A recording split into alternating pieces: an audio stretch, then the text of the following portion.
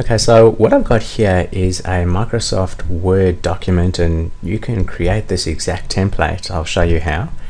And think of this as the most important tool or weapon in terms of just making it that much easier for your business to attract leads. Think of this as one of the most important magnets for attracting new customers and prospects.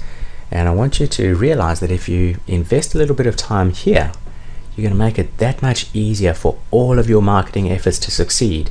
Whereas if you skip over this one, or worse than that, ignore it, you might be like a lot of businesses out there, making it very hard not only to attract new business, but making it hard for other people to refer new business to you on a regular basis. So my strong encouragement to you is take your time on this one and treat it as the important marketing weapon that it is.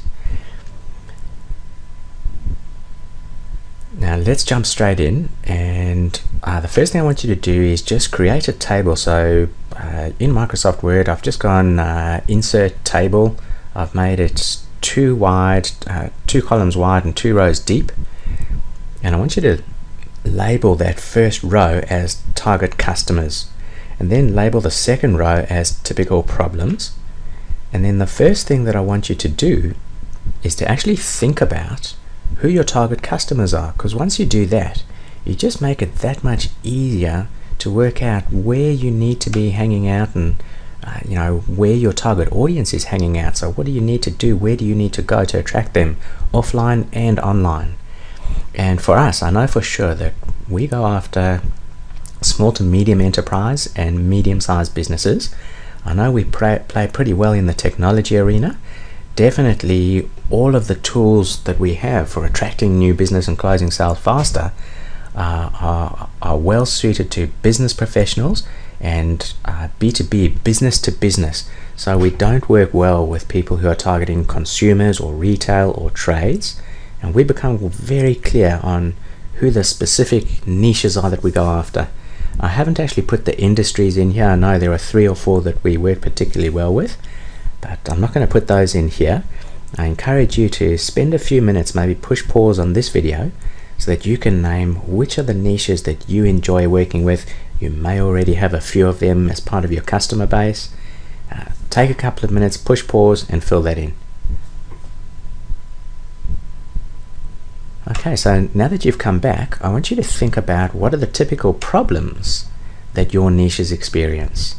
So when I say what are the typical problems, we've actually interviewed by now 2,500 customers and prospects in our target audience. You don't have to interview that many. You could just chat to 5 or 6 of them, or perhaps you already know what the major problems are. Now we know from experience, when we ask what are the major problems you're facing, by a country mile, the number one offender, the number one problem that keeps coming up is, how do I get more leads?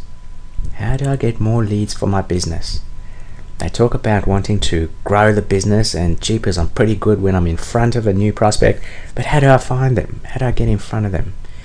Quite a few of the businesses talk about cash flow challenges because their leads come and go. Sometimes they have a great month, sometimes they have a very bad month. Quite typically they don't have a system in place. So that's where I put systems and processes. They don't have a system in place for attracting new business, and that comes out in the strategic interviews that we do with them. So again, I encourage you to push pause on this video and just spend a few minutes working out what are the typical problems at a high level that your target audience faces. Either they're your customers or they're not your customers yet. What are some of the big challenges that they face?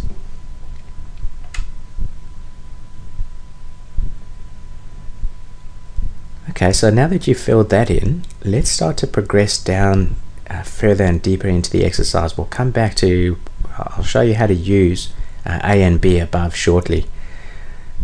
What I want you to do here is just create a table that is 3 wide, 1, 2, 3, and probably 2 or 3 deep. And just label them as I have. The blue column here is what we do, the green column is the benefits, and column E is the feelings. And what I want you to do initially is just to focus on the blue column, what we do.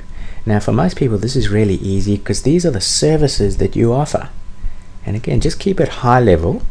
Ideally keep it to about 3, maximum 4, So I've written in here, we do marketing consulting, we run training courses, we also run mentoring programs to teach businesses how to attract more leads and close sales faster. And for particular customers, we actually run an audit for them of their marketing processes so we can work out exactly what they have in place and what they still need.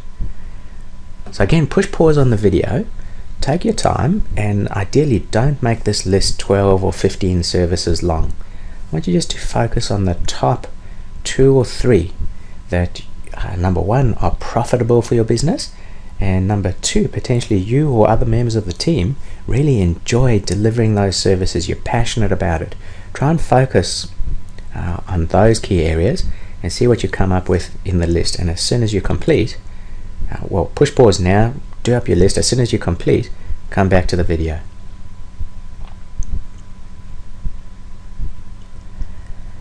Okay, so now you've completed the list of what you do. Most people find that pretty easy. What I want you to do next is to come in here and start writing in what are the benefits that come from the services, the things that we do.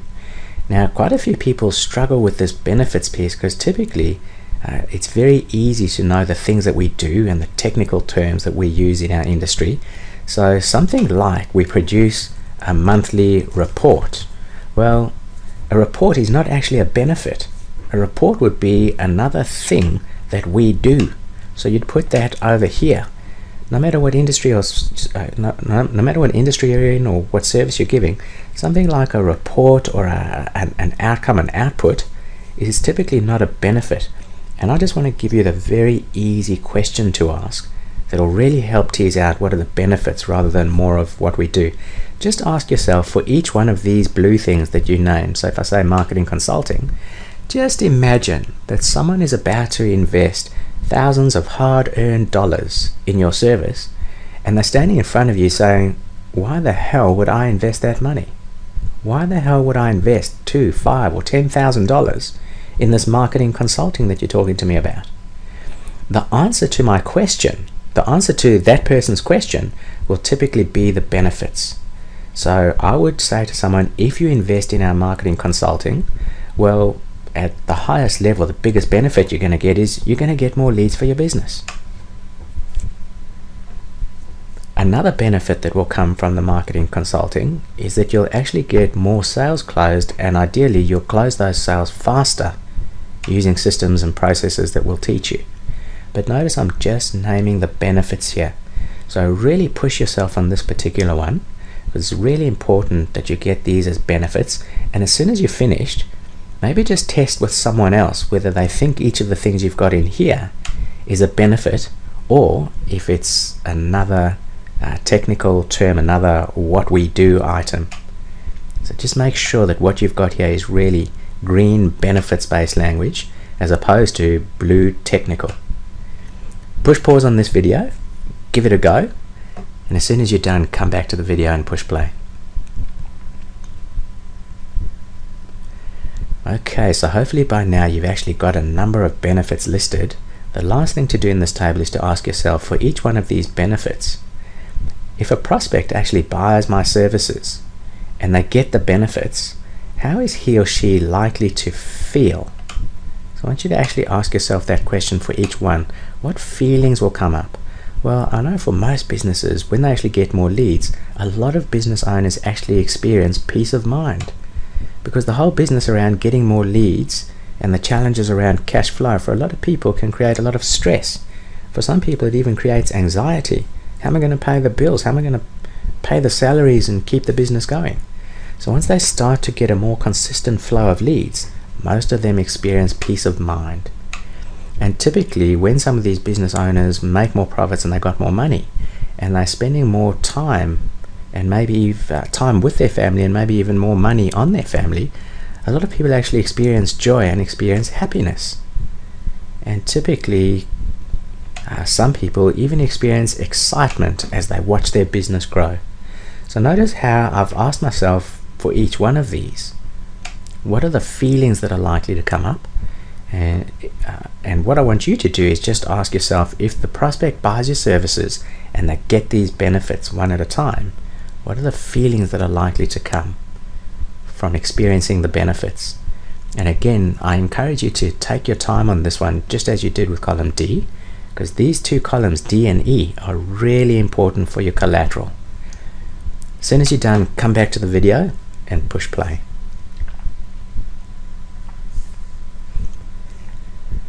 Okay, now if you're like anybody else that we've had the good pleasure of catching up with, most people, I'll tell you, struggle a little bit with this exercise, but with a little bit of tenacity and inspiration around what you can actually do with it, the vast majority of people actually go ahead and complete these columns D and E, and I'll tell you why.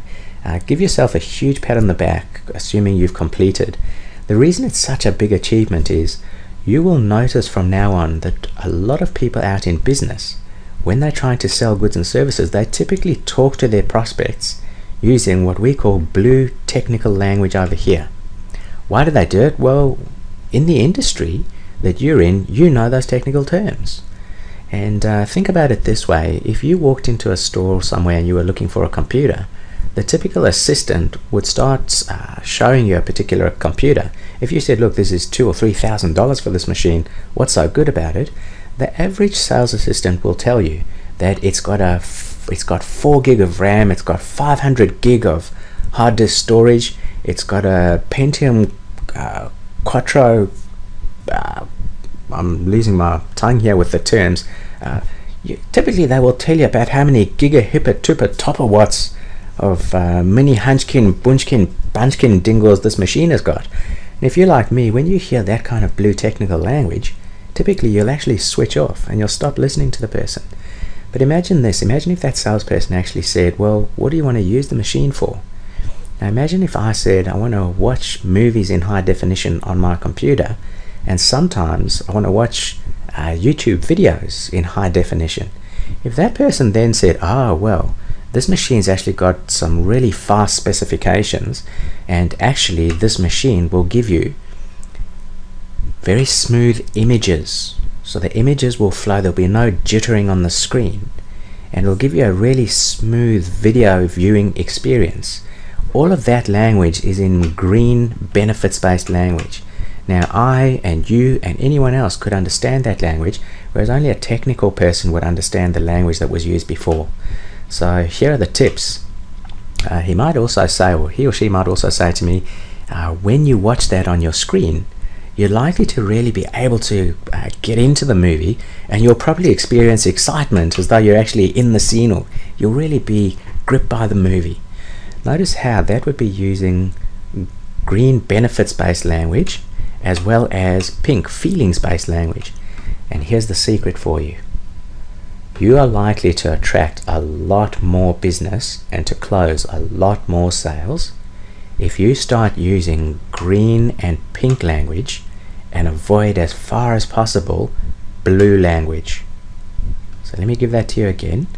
If you start to put green and pink language not only into your elevator pitch, but also into your proposals, all your collateral, I'm talking about your website, anything that you publish, your blog, your tweets, your anything where you're trying to communicate with the outside world, I highly recommend, if you use the green and the pink languages, you are likely to experience a stronger uptake in your services. More people are likely to engage with you.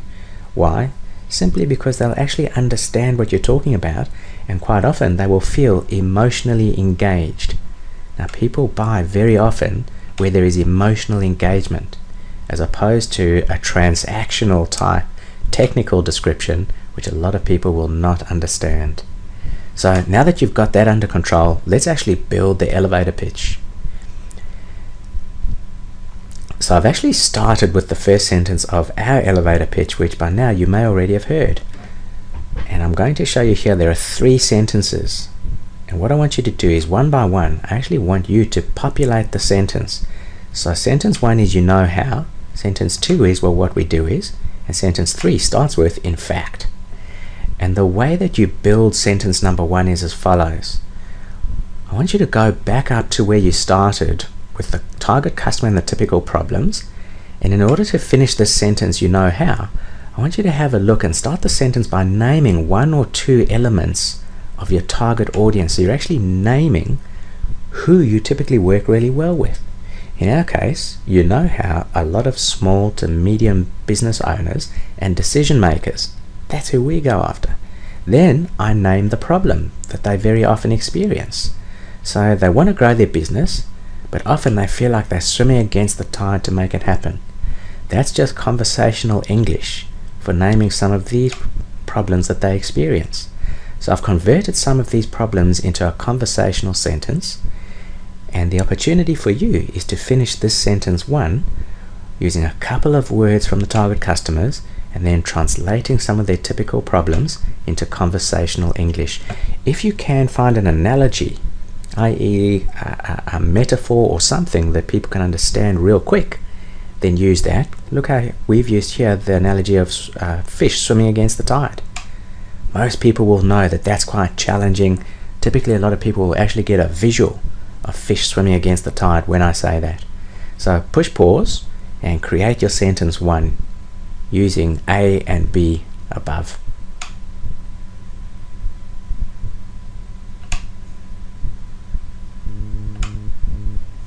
Okay, now that you've created sentence 1, I want you to come down to sentence 2, which is, well, what we do is.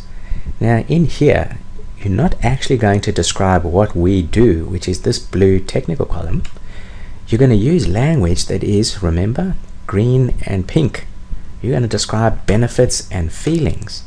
So what I put in here is, well, what we do is provide tools and systems which will have leads bashing down the door to get to you.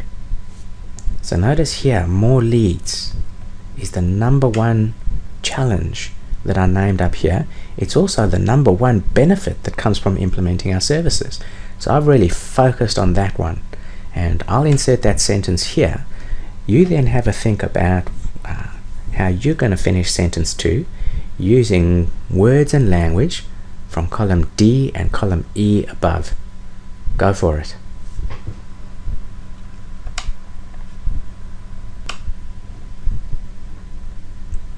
Okay, so now that you've completed that sentence 2 over here, let's progress on to sentence 3, which starts with in fact.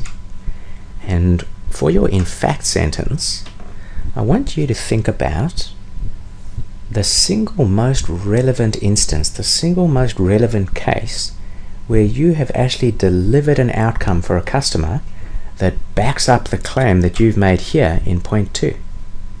So in our case, I would point towards a Melbourne-based business, a guy called Marty Coyle from an organization called Logical Tech, where he actually implemented one of the tactics that we taught him, and to his absolute astonishment, he grew a pipeline, a new opportunity pipeline of $400,000 within 48 hours of carrying out an event that we actually showed him how to execute.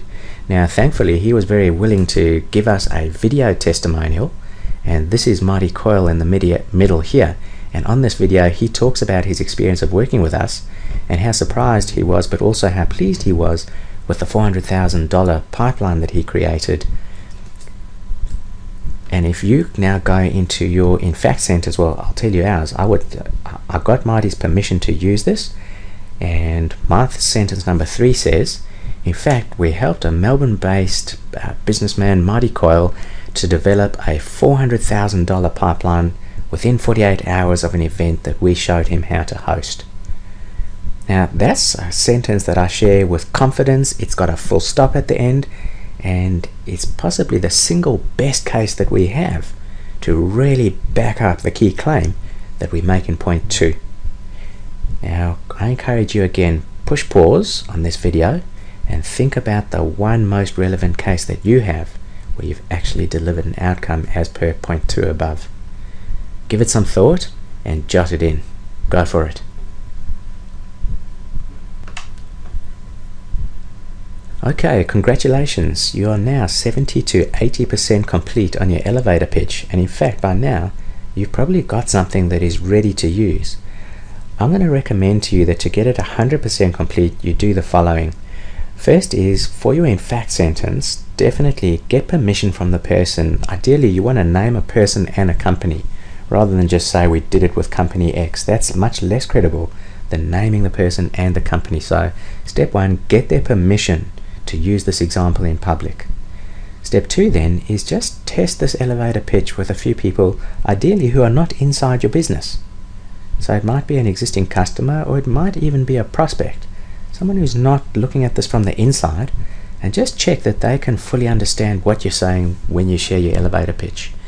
And I'm also going to make then these recommendations to you further down as part of the recipe. So the keys to success on your elevator pitch. Point 1, make sure you use the green and pink language, not the blue technical. Point B there is ideally when you're finished, your elevator pitch should be 30 seconds or less. Think about it, if you get in on the second floor in a lift, you only have until the ground floor to really excite someone about your business. You don't have the 35 floors that I had in that enormous elevator that I was in. Next key point, make sure that your elevator pitch is in conversational English. So there's no point in putting the blue technical terms or using highfalutin English, some really big words that a hell of a lot of people won't understand. Ideally, make sure that a 15-year-old child could understand the elevator pitch.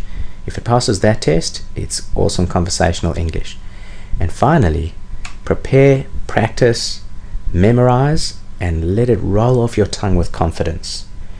If you memorize it, once you've done the work, you memorize it, you'll probably find that you're able to use it in a conversation without people knowing that this thing has been prepared so carefully by you.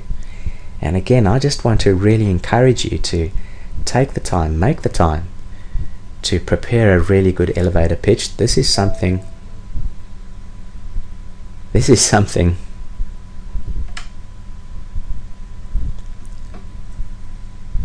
I recommend that you prepare, you take the time, you make the time to invest in this elevator pitch.